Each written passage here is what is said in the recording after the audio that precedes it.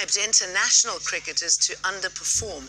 The match fixer correctly predicted how players in 2 test matches would perform at a certain point during the game. David Harrison has the story. Al Jazeera went undercover, posing as wealthy investors to investigate corruption in cricket. That is how serious we are. Anil Manawa is a match fixer from Mumbai. He told us we could make huge sums of money from betting on his information. Both the allegedly fixed matches were played in India and involved England and Australia. The governing body for world cricket, the International Cricket Council, said it was taking our findings very seriously and has launched an investigation. Indian intelligence sources confirm that Manawa works for a powerful criminal organisation called D Company. It controls most of India's huge illegal betting market, said to be worth $60 billion a year. Manawa told us players had been paid to underperform at certain points during the 2 matches. I'm telling you, each script I give, it will happen. He says the fixes, or settings, were arranged for India versus England in 2016 and for India-Australia last year. वो तो जब setting नहीं है तो वो अपने हिसाब से खेलने वाले हैं, ठीक है?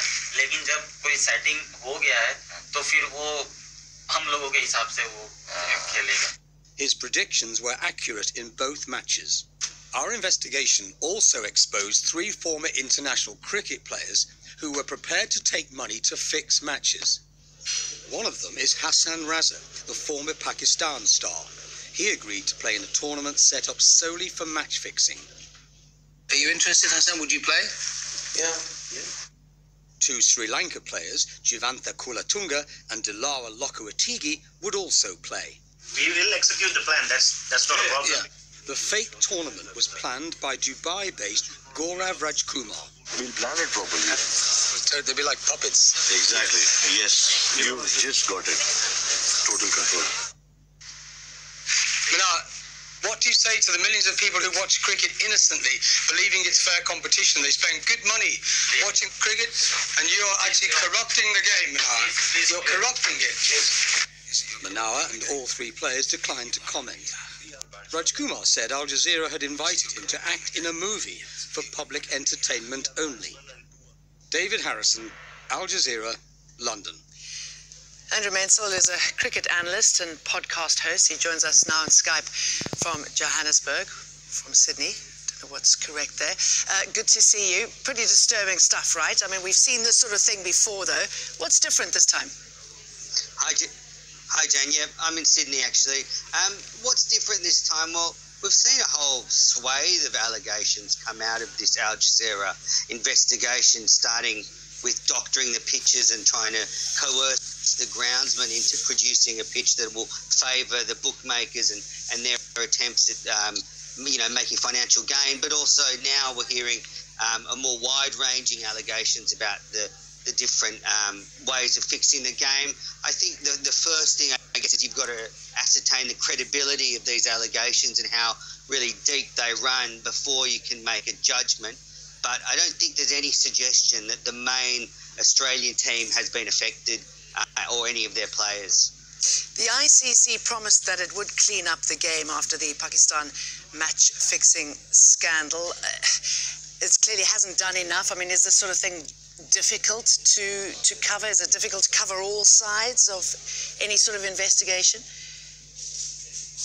Well, I sort of argue a little bit with that, because I think the ICC have done a lot in cleaning up the international game, and which has meant that the bookmakers need to find other ways of influencing the results. So approaching a groundsman or maybe looking at these lower level T20 leagues is the way to go. The fact that the international teams are so well educated now by the anti-corruption unit, I think has pushed these bookmakers away from the main game.